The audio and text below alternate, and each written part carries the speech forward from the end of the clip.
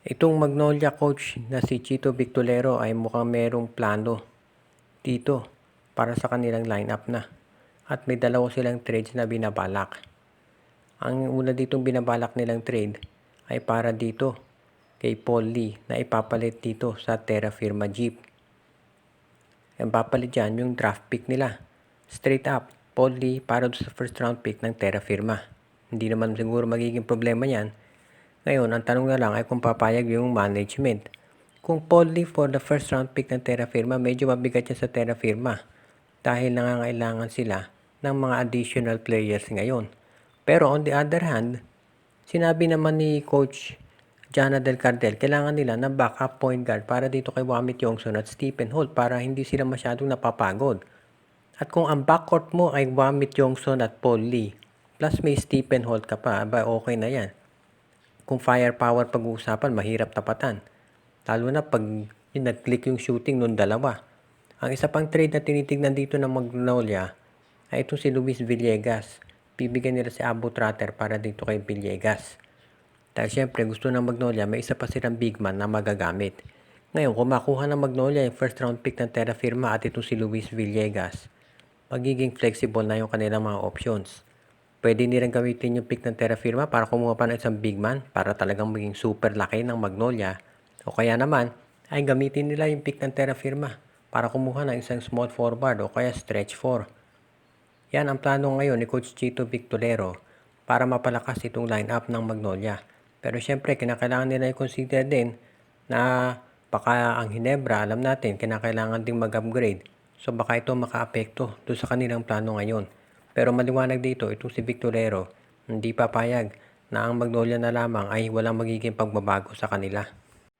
Itong Blackwater Bossing ay isa doon sa mga teams na magkakaroon ng matinding revamp sa darating na off-season ng PBA.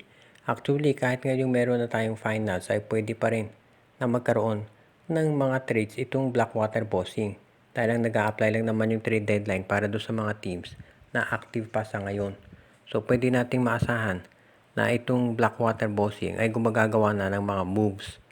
Pero syempre, iniintay pa rin nila kasi kung ano magiging performance ng Meralco. Kung ang Meralco mag-champion, asahan natin na si Chris Newsom hindi yan naalis dyan. Magre-renew yan ng contract. Pero kung matalo Meralco, baka maging unrestricted free agent ito at lumipat sa Hinebra.